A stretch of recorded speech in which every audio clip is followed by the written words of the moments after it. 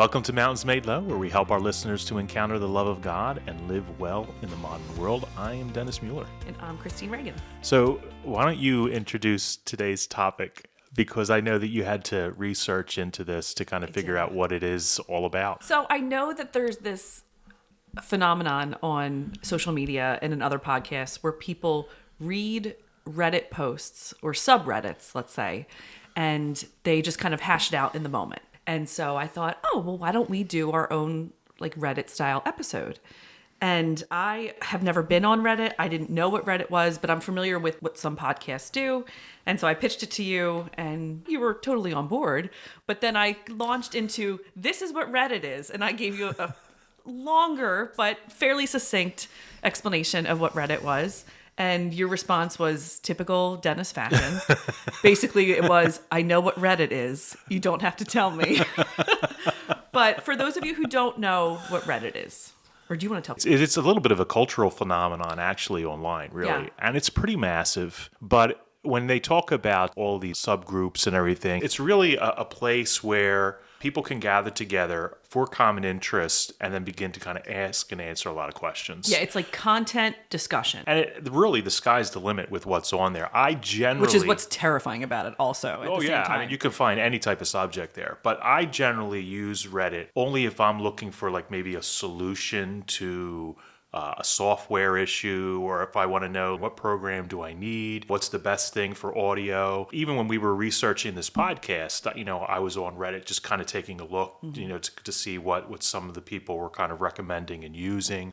It's good for that. We're actually going to delve into some of the Catholic subreddits. We're going to pull some questions from there today because they're good questions. I mean, people ask great questions on these sub forums, especially when it comes to faith and prayer and the Catholic faith in particular. But for those of you who are listening, I would just caution you against going that route if you have some serious questions or you're looking for advice, because there's no experts on Reddit in this. And a lot of times you're just going to get people's own opinion, and sometimes you might be way off base, but people are going to confirm that opinion or that question that you might have because they agree with it. And people are largely anonymous on this. Even if you have a username, which I don't think you have to necessarily, you have no idea who these people are. People might say they're an expert, they might say they are who they are, but you have no idea. Yeah. There's no way to confirm where the information's coming from. Yeah. I mean, a lot of these things, as I was reading it, preparing for today, I was like, why aren't you talking to a priest? What is this? That's just or it. why aren't you on Catholic Answers? Right. It's a little bit better over there. I would say it's actually a lot better.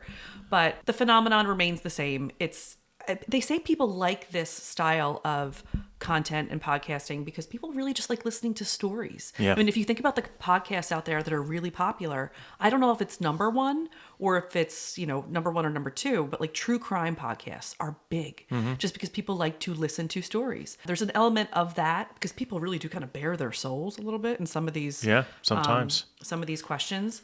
And so we're going to analyze them today and see what happens. And I think we could get to some really good content through some of this too. Yeah. But this is just a different kind of episode, and we're going to try it out. All right. So now let's read some of those Catholic Reddit subforums. All right, so here we go. We'll see how it goes. All right, Reddit number 1. This is from a subreddit called Ask Catholics. Here's what the question was. I recently started to think about my relationship with God and started seeing posts about Judgment Day and stuff like that. It then just hit me on whether or not I am truly saved or if I'm just some lukewarm Christian. I'm nervous and scared because I'm so lost right now. I can't tell whether or not I'm praying because I love God or if I just fear punishment. I think a lot of people can relate to this feeling. Sure. Especially, why is it that I do what I do in the Catholic faith? I think if they recently started thinking about their relationship with God, if this is something new for them and they're questioning, am I praying because I love God or I just fear punishment? I would probably say it's probably more the latter than the former. Because if you're just entering into a relationship with God, it's not like you flick a switch and like, oh, I love God. I mean, this is a relationship. Relationships take time to develop. You need trust in this relationship. And the thing is, as we say all the time, God's doing all the work. God desires this relationship with you. Like the prodigal father, he's just been waiting for you to come to your senses and to return home to him so he can welcome you with open arms. I think that's an important distinction, too, that I would probably say to this particular person. Don't get so hung up on Judgment Day. Because if you truly understand the grace of God and how powerful the grace of God is, it's his grace that saves. Nothing that I can do. Like, I can't earn my way into heaven. I can't merit heaven, but I do have to cooperate with God's grace. And if I truly, truly love God, there's no fear in love. I mean, that's what John tells us in his epistle. God is love, and there is no fear in love. So we don't have to fear judgment if I am living in a right relationship with God. If I truly love him as I am being called to love him, where, I love him with all my heart, all my soul, all my strength, all my mind, and I'm loving my neighbor as myself. That's the doing part. That's how I put that love that God has for me and I have for him in action. When I serve somebody who is in need, when I love my neighbor, I'm loving God. As Jesus says, whatever you do to me, you do to somebody else, you've done to me. So if I'm getting lost in fear and judgment, there's something skewed in my relationship with God. I kind of want to separate fear and judgment, though. Okay. Because I don't like to equate the two, but I do think that we should, in everything you're saying, I do think that we should be aware that there is a judgment day coming. That is true. I would agree. Not to necessarily fear that, but Jesus speaks about that in the Gospels, right? Not everybody who says, Lord, Lord, on that judgment day, essentially. And I think that's their concern. They don't want to be that lukewarm Christian. Because what does Jesus say in the book of Revelations? Be hot, be cold, but if you're lukewarm, I'm going to vomit you from my mouth. Right? Lukewarm. Yeah. So you don't want to be lukewarm. What a wonderful image. Right. To everything you're saying, too, I would say that a productive thing to do would be to pray that you can see yourself as God sees you. I think that's really, that is going to be the remedy to some of this. Yeah. Because it's going to focus on that loving relationship. It's going to help your own image of yourself, because I think this person's being really critical of themselves. And all of that, I do think that the quality of our love really does matter. And when you say things like, if we love God with our whole heart, our whole self, our whole mind, realize that that's an ongoing experience. That's going to grow. There's no point in time where I really do feel like we're giving all of ourselves to some degree. Like, I don't think there's any real point in time where we have completely cut ourselves off from a life of sin. I think that's something that's something that's ever present in our life. So to realize that our love is going to grow, and to not fear God, but realize that he's the one who's going to help our love grow. Love of God, love of self, love of others. And to realize that God's not that judge who wants to condemn us, but he's that loving father who wants to welcome us. So I think this person's view of God needs to change. Yes. But also realize that the Father has a standard of living in his house. And so our behavior matters, our virtue matters, whether or not we're sinning matters in the Father's house. Yeah. This idea of being saved, I'm always leery when you hear people say, well, I'm saved. Because that's a pretty bold assumption. You might be baptized and you might have said, claimed Christ Jesus to be your Lord and Savior. But that in itself is not guaranteed that you will be saved. That's an important first step. Because to say that I'm saved means that I know I know definitively I'm going to be in heaven. That's you. Yeah, I don't know that anybody should be quite that confident in what they have. It's not to say that we don't hope in eternal life. We do. And we believe. There are people that will look at somebody who's not baptized and say they're not saved. Yeah. And it's very clear when you read Scripture that it is God who knows the heart. God reads the heart. God reads the heart and the mind of the individual. All we can do is look at their actions. And actions alone cannot determine whether somebody is going to be saved, whether somebody's sinful or not. Even when it comes down in the Catholic Church with mortal and venial sin, we can identify grave matter. We can say that this is a grave sin, but I can't look at somebody and say you just committed a mortal sin. Even if they're missing Mass on Sunday, we just don't know what's going on in the human heart. We don't know the level of ignorance, the level of misunderstanding. God does. And that's why in the Catechism of the Catholic Church, it helps us to understand that we always entrust ourselves to the mercy of God when it comes to our salvation. And so we don't want to get so hung up on the judgment and being saved and am I saved and everything. As you said, just cooperate with the grace and the love of God. That's our salvation. It's God who saves. It's not me. I can't save myself. If I could, there'd be no reason for Jesus to die on the cross. So we have to work in cooperation with God's grace. We have to allow him to love us. And in order for that to happen successfully, we really have to believe that we are loved. Mm-hmm. That's a really, really challenging aspect for a lot of people today, because we are so isolated. We're more isolated now, even though we are so tied in with various means of communication. We're always communicating. Including people who communicate on these subreddits. It's not real relationship. Even the advice that you're getting, these people don't know you, and they're not interested in your ultimate well-being, good necessarily. Yeah. We're the loneliest we've ever been. And sometimes in that loneliness, we can feel left out. We can feel unloved. We can feel like we're not worth anything. In order to really truly be able to love God as we should and to embrace this gift of grace and salvation that he's offering us, we have to first believe that we are worthy of his love and that we are loved. Because that's the reality. Yeah. Even and when we're worthy because he loves us. That's it. That's where the worth is based on his love for us. Because if I look at the things that maybe I do throughout the day, or I think about past Christine at times, it's like, oh no, I haven't been worthy of what I actually got. God's like, yeah, of course. That's the whole thing. You're worthy because I say you are. I don't know that. I also don't know that at the end she says, I don't know why I've made this person a woman. I'm just assuming. I'm not sure if it's because I love God or if I just fear punishment. Don't condemn yourself about that either necessarily. Because here's the thing. I also don't want to be punished. I don't want to go to hell. But I'm looking at that as I don't want to be separated from God for all eternity. Again, it's about how that's affecting you. I'm not living day after day terrified necessarily, but do I have this awareness of, I don't want to go to hell. No Christian wants to go to hell. And the reason that I think you often respond to the Christian life is because you realize what's at stake. Yeah. You realize the story that you're a part of, and you realize that hell really is a possibility. That's all I'm saying. Sure. I think it's important for Christians to know, because so many people inside the church and outside of the church, Catholic, Christian, they just denied the reality of hell. I think you do have to live the Christian life with hell in mind, because hell also implies that there's an evil one. Hell implies that there's demons. Hell implies that there are things that are not for your good, and they want to take you down with them. And fear can be healthy because it's self-preservation. There's a natural fear instinct woven into every living creature. It's natural to fear evil, and I want to stay away from that. If it directs me more to the love of God, that's good. And I think that's the caveat. We should fear hell because we know that we're talking about eternity in the absence of a God who is love. And so there's no love in hell. And geez, my gosh, if you're struggling to feel love now, oh man, just imagine eternity and knowing for certainty that you'll never be loved. So that is certainly something to fear, but that's not the impetus for why we do what we do. If we weren't made for hell, then I think it's a natural human response to say, there's something about this that I should have a natural aversion to, right? Oh, I'm not going to live in eternity with my creator. Right. That should turn me off.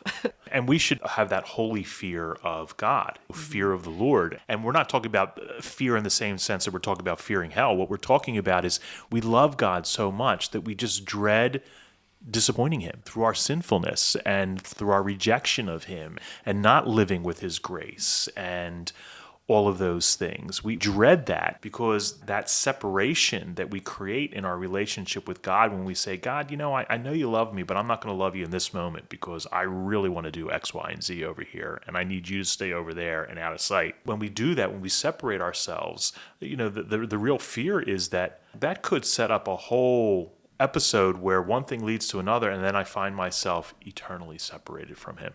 And we don't want to do that. Everything always has to come back to the love of God. That's the starting point for creation. That's the starting point for Adam and Eve. It's the starting point of the sacramental life of the church. It's the starting point of Jesus' coming into the world. It starts with God's love. And I think we have to balance that God's love with a healthy, biblical fear and trembling. Yes. Just a little bit. Yeah. Healthy. Yeah. Right. That's the key word. Reddit 1 down. I see why people like this. Okay, so this is from the subreddit Catholicism. This one's a little bit longer. All right. I don't know if it's appropriate to ask here. Frankly, if you're asking that, it means it's not. Right, okay. right. I don't know if it's appropriate to ask here, but I'm curious as to why people can't remarry in the Catholic Church if they found out that their spouse had an affair. I really think it's a massive issue within the Catholic Church because people tend to leave the church when their spouses have an affair because they're not allowed to remarry in the church again.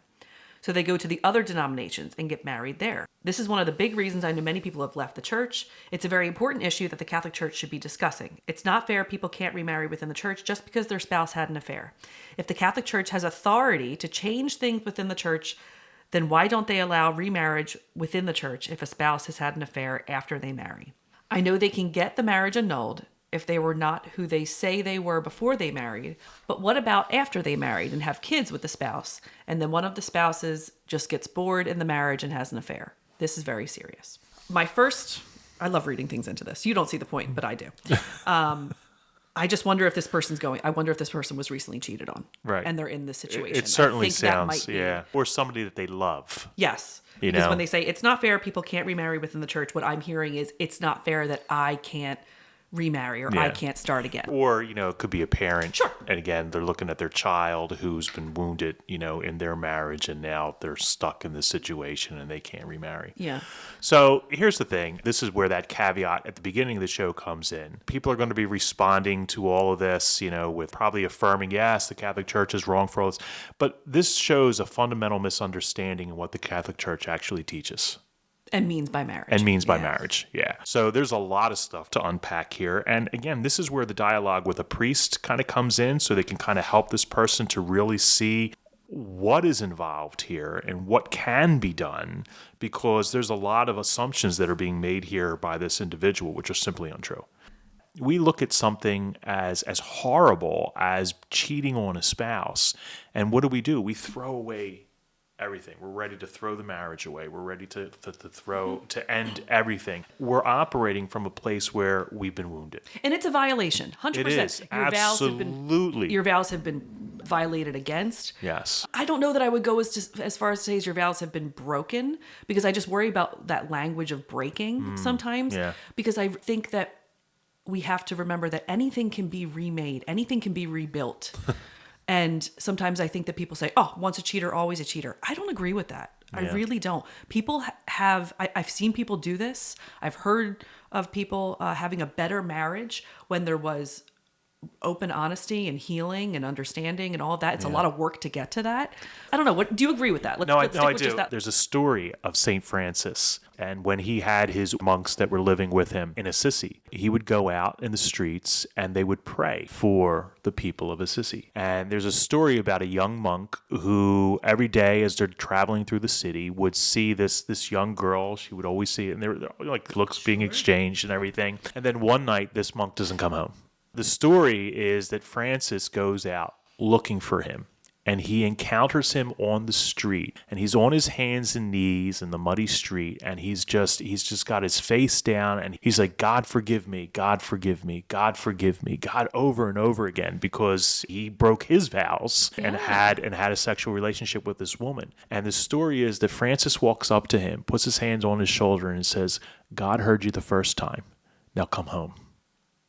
Oh, it's a dynamite story. That is the grace and mercy of God at work. And here's the thing. If you're not willing to do that in marriage, then you don't really intend. The one who has been betrayed, 100%, then you actually don't really intend to live marriage as marriage. Yeah. Because when you take a vow, we're talking about in good times and in bad, in sickness and in health. That also means spiritually based too.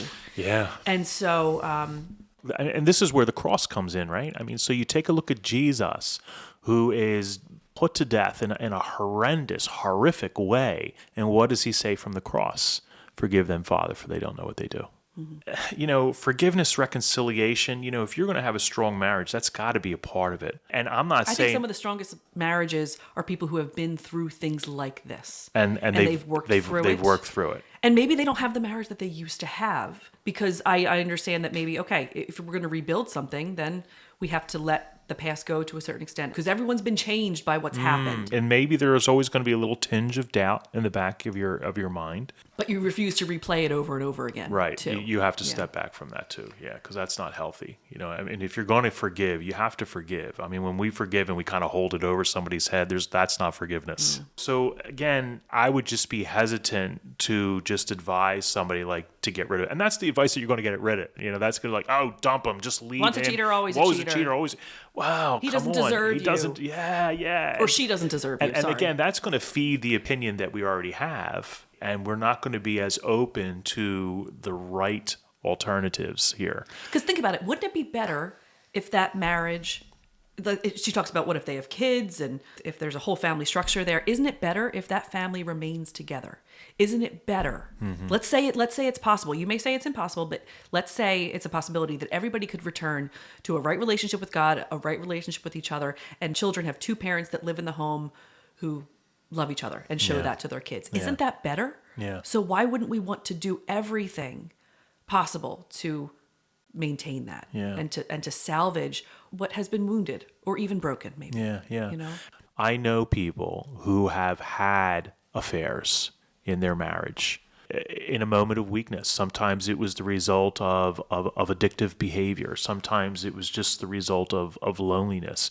And they've worked through that. They've owned the gravity of that sin and that hurt. And together as a couple, they've worked through it. And their marriage is great. So sometimes an annulment is possible that would allow that individual to get married. And when it comes to marriage, we have to be very, very careful. The Catholic Church holds fast to the definition and to the sanctity of marriage. And why does it do that? Because in Catholic theology, we believe that the sacraments were instituted by Christ Jesus for the purpose of conveying his grace, which is divine life, his life. And if Christ isn't the center of our marriage, well, we're already operating at a deficit. It's triune, the marriage. It's God made. It's, and if you're it's leaving God God out made. of it, We're not living marriage to the fullest. You're right. And so our marriage is going to be rocky from the get-go because we don't have Christ in the center. If we orient Christ in the center, make him the center of our marriage, and we're doing things for the love of Christ. Like, I love my spouse for love of Christ. I love my children for love of Christ. I'm serving Christ first. And if I'm serving Christ first, then everything is going to be right ordered in my relationship with everybody else in my family and in that relationship. But I say that because so many people think, well, the Catholic Church has the authority. Why don't they just change it? Just circled authority. Yeah. Yes. Why don't they change it? The reality is that authority is limited, and it's limited by the fact that these sacraments are instituted by Christ Jesus, who is the Word of God, who is God. And so what God has ordained, man does not have the authority to change. We don't. We can't redefine the definition of marriage because God has already defined it as being between a man and a woman. The Catholic Church is never going to compromise on that. Yeah, we only have the authority to do the things that God has allowed us to do. This isn't one of them. This is not it. So the Pope does not have the authority to change the definition of marriage. He doesn't have the authority to allow women to become priests. He doesn't have the authority like, oh my gosh, there's so many people who have gluten allergies and everything. You know what? We're just gonna stop using wheat bread for the Eucharist, and we're gonna come up with something else, that's hypoallergenic or whatever. It ain't gonna happen. It can't happen because Christ has instituted it. The church has been entrusted with the care and the distribution of the sacraments. Right. We don't have the authority to do it. So some things can't change. But this is also why when we talk about what the church can change, it can change like things with regards to fasting and other things, maybe with Lent, abstinence. It can change those things because those are practices, that the church institutes to help us to live out our faith. And so Francis certainly tried to do that during his papacy to make access to the annulment process easier. Because I don't think people have any idea sometimes what they're getting into when they get married. Yeah. And that has to be looked at more seriously. Were people even prepared for this? Right. And if you're not prepared, then maybe you're not really entering into the union that you think you are. The last thing I want to say is that this person makes the claim people tend to leave the church if their spouses have an affair. This is one of the big reasons I know that people have left the church, meaning they go to other denominations and they get married there. I think we have to go back to the Bread of Life discourse and remember that Jesus gives people the option to walk away. Mm-hmm. And I say this as nicely and as charitably as possible. That is their decision to do so. Yeah. And that's not a problem that exists within the church. It's not marriage's fault. Right. And if Jesus allows us to exercise our free will, then the church does the same thing. Yeah. And when it comes to infidelity, I think it's important to put yourself in the other person's shoes to some degree and be like, if this was me, if this was a sin that I had committed against my spouse, against God, against my own self, how would I want to be dealt with? Love one another as I have loved you. I think that's really important too. If somebody has been unfaithful, they have left you, and that's a different situation. Yes. Now there's more circumstances at play that would need to be looked at in the context of an annulment. Right. But I'm kind of giving the best situation of the unfaithful spouse wants to return to a relationship, Right. is wildly repentant, perfectly contrite, Right. perhaps, or is on the road to that. Yeah. All right. So here's another one, and this is again coming from the subreddit Ask Catholics. I've never understood why the church teaches contraceptives are wrong, especially when people just say natural family planning is Catholic birth control and natural family planning is apparently okay. Short and sweet. That's short, sweet, good question, right to the point. Hear it all the time. But I just want to point out that when people say that natural family planning is Catholic birth control, let's be clear that these people are not the church. The church does not make that claim. The church never promotes natural family planning as Catholic birth control. No. People who disagree with the church's teaching on birth control and are using birth control look at natural family planning and make that claim. Because they say, well, the end result is the same. Yeah. So then the means don't really matter. And Right. by the way, when people say, or when somebody uses the phrase they say, you have to Sus. say, who's they? Sus. Who right. are some people? Yeah. Yeah. As all the kids I'm would going to say. ignore the fact that you just said sus. That's sus. 'Cause my As all- brain is exploding. Right. You know what Reddit is. You're using words like sus. What's happening? Everybody in my household is 16 to 25. I'm hip. I got it all. They're all talking about this stuff. We're all my conversing gosh. about it all the time. You know, I feel like even my 8-year-old has used that phrase. It's starting. Yeah. I'm just ignoring that it's happening. So I'm hip. for somebody, yeah, definitely, and I think, I know you think you're hip. That is what I do know. I mean, certainly the whole mindset is wrong because you're looking at the two methods of maybe the postponement of a pregnancy or, temporarily or an extended period of time, possibly throughout the life of your marriage. Right. And you're saying, well, if I go about it this way, the end result is the same. Not necessarily. Your intention in how you behave is very, very different. Yes. And that's the beauty of natural family planning. Natural family planning it's an umbrella term for a number of different methods. So it's also not a one-size-fits-all Right. thing. But what it really is a spirit that exists. It's a mindset. It's a way of living that permeates your entire marriage. This is not just something that I do in the bedroom. This is something that I live in every area of my life. It's a natural family planning way of life. Yeah. And it's welcoming God into every part of yourself, every part of your marriage, every part of your relationship. Right. So again, It's what I really love about natural family planning. yeah, go back to the idea that we just talked about Christ being the center of our marriage. Sometimes we take the approach, even good Catholic families, we're like, okay, yeah, I'm going to keep Christ the center of my marriage. We're going to pray together. We're going to do all this stuff. But when it comes to the bedroom, Jesus, stay in the hallway. Do not come in here. I'm going to do what we want to do. Imagine God being like, I know what you're doing. Really, just imagine. Well, the reality is he does. He does. Exactly. He does. We think if we shut the door We or if we can't- block him out, we he's just can't like, hide I'm it. still here. He knows. I'm still here. He knows. And he knows what's going on in our heart, too, with all of that stuff. What's been your experience with natural family planning?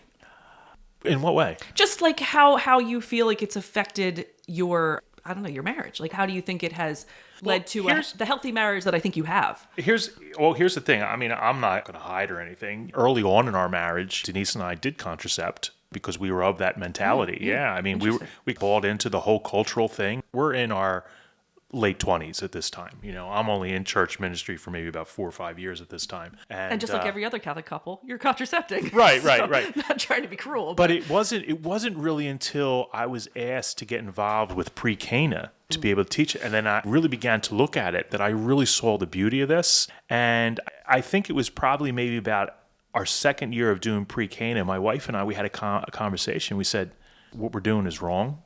And this really is the way that we should be doing things. Oh, I didn't know. And ever since then, we've always practiced natural family planning. And the beauty of it is that it allows me and allows us the freedom to completely and totally give of ourselves in that sexual intimacy. And you don't think that's going to go into every other area of your marriage? Yeah, I was acutely aware of that as soon as we began doing it. And if you think about it, when people are contracepting, And what do we mean when we say that? We're talking about you're using the pill, you're using some kind of artificial blocking method like a condom, you have an IUD, you have something like that. Right. So that's what we're talking about with contracepting. If we are contracepting, what we're saying is like, I love you, and I'm willing to give everything to you except my ability to be a father or to be a mother. I'm going to hold that back from you. So it's not and a that's complete... putting it nicely. Yeah, right. Yeah. That's putting it nicely. So I'm not really giving of myself freely. I'm placing this obstacle, this barrier in the way that's preventing me from completely giving you all that I am and all that I can be. And once that was removed, I mean, the fruitfulness of our marriage, even the love that exists between the two of us, was really, really strengthened. I was blown away, and it happened quickly. It happened quickly, and that was really the beauty of all of that. Yeah, I wish, because again, like none of this was ever explained to us growing up. They didn't talk about any of this stuff. They never talked about this stuff in high school. They never talked about this stuff in college. It's like I was kind of left to fend for myself with all of this stuff, and I bought into the other things that I heard and other reasoning. And again, this is why it's so important that if I'm going to go to a source, it isn't subreddit. This is not the place to go and to have this question answered, because you're going to have people that are very much into contracepting, and they are going to promote it and say, yeah, the Catholic Church is wrong, and they're going to feed into your opinion. And then sometimes those people that do try to convey something, a truth of the faith, and try to convey the beauty of that, they're just shut down. It's very easy to kind of shut them down on Reddit. It's not valued because it's not what the culture has. So again, if you're going to use something like Reddit, be very picky about what it is that you share, because you're probably not going to get the correct information or information that's even helpful to you in helping you to kind of discern this. But this is a really, really good question. Yeah. So it has been really, really fruitful. And again, one of the first things that my wife and I did when we made the decision to do this is we went to confession and we confessed it. Confessed the fact that, for... It's grave matter. Yeah. And it's grave matter, but, did it rise to the level of mortal sin? I don't know. God knows, but I'm throwing myself at his mercy, right? I mean, Again, if you don't know, if you're like, I don't know that the church teaches against this, and I don't know why the church teaches against this, then you don't have full understanding of what it is that you're doing. Therefore, you can't really properly consent to what you've done. Right. And let's be honest, when there's nothing in the Gospels that speaks about this. Right. So what we're doing is the church is relating this to other moral teachings that do come to us. Well, why would there would be no frame of reference for it in the Gospels, because they didn't have things. They didn't have the things that they have today. There's some Old Testament imagery about it, for sure. Sure. But yeah, I mean, they don't have the pill until 1960-something. I forget where it's at in the Old Testament about spilling one's seed. Onanism, yeah. Yeah. It does speak to sexual morality and everything in the Bible, but it doesn't get into like these modern day things. Yeah. I mean, even think about the term contraception. I mean, to contracept means to go against. Well, what am I going against? I'm going against the natural God's order. design for marriage. Yeah. Because, it's no secret that, I don't know how many people know this statistic, but they say that couples who practice natural family planning have a 2 to 3% divorce rate. Why do you think that is? Yeah. It's not just about the contraception. What's the statistics for people that contracept? Well, I mean, I don't know. Do you know? I think it's around 50. I was going to say it probably would just be the divorce rate. Yeah. Because most couples are using it, you know? I'm open to the gift of life that you have and that I have. It's that I'm open to every part of you. I mean, that allows for a level of communication and understanding and vulnerability in your marriage that I don't think you can really get any other way. And here's the thing too. I'm like, okay, so let's just talk about some of the practical things too, because I think the practical things are always important when it comes to things like natural family planning and contraception. So take something like the pill. Right? All the harmful side effects. You see the commercial on there and they go on for maybe about 30 seconds, listen to all the things that can go wrong with the human body and all the things. It's been linked to breast cancer, all these things. Blood clots. Yeah, you have to be on that pill constantly. Mm-hmm. And then let's say I'm ready to have a child. We want to have a child. Well, you can stop taking the pill, but it's going to take several months before your body reacclimates to where you can conceive. Right, because you've been shutting down important processes in a woman's body that affect your hormones, and so if you're not feeling good, it's because your body is not allowed to be your body. And I might get some flack for this one, but for those of you who are of a feminist persuasion, who think that this actually gives you liberty and freedom, I would challenge that, because pretty much what you're saying is that I am going to place myself at the disposal of the man anytime he wants. Well, and that's the thing. What I think natural family planning does is it prevents abuse and use in a marriage. It does. Because I don't look at, let's say I'm a man, let's just say, because I do think that there's something about the husband's role in the marriage that should look at the wife and say, I don't want you to have to put this in your body. Mm-hmm. And I'm ignoring the fact that I do think that there might be a role for the pill as medication outside of a sexual union that is specific to a person's whatever it is that they're experiencing physically. I think it's in the minority, because I think most of the time when they want to put teenagers on the pill, or they just want to say, oh, you're having this symptom, take the pill, you're not actually treating what is wrong. But I'm not a doctor. I don't want to negate that the pill might be possible in certain medical circumstances. Yeah. But if it's being used in a marriage or in a sexual situation, then it's off the table. Right. Because it also has like abortifacient properties too. Yeah. And that's not good. But my point is, what the pill does is that it has a man maybe looking at his wife saying, I want to remove your fertility from you so that I can feel good. And a woman can easily do this too. I want to remove my own fertility, maybe yours too, so that I can just feel good. That's not what sex feels good. We know that. Right. That's not sex sole purpose.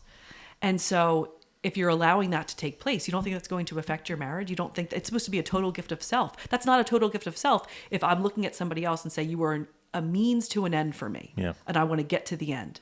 Talk about the means to the end there, the means and the ends with regards to the difference between contraception and natural family planning, this idea that it's just Catholic birth control. Well, I think if you're looking at it as just Catholic birth control, you're not understanding how the body is made in the grand scheme of things. You know, a woman's body is not made to have a baby all the time. No. A woman is really only designed to be able to produce life for a fairly short window. It's not going to be the same for everybody. I think it's roughly, a 2 or 3 day window. Right, but there are times before and times after that fertility is possible. There's a high rate of possibility there. But I think you have to look at how the woman is made. The man's fertile all the time. We're taking that off the table. And realize that we're not just baby-making factories. Sex is supposed to be unitive and it's supposed to be procreative. But the procreative element of it is only available at a certain period of time. Mm-hmm. The whole birth control mindset is simply trying to look at your fertility and remove it entirely, right? I want to control this. I want to have control over my life. Right. Whereas natural family planning is saying, I am open to God's will.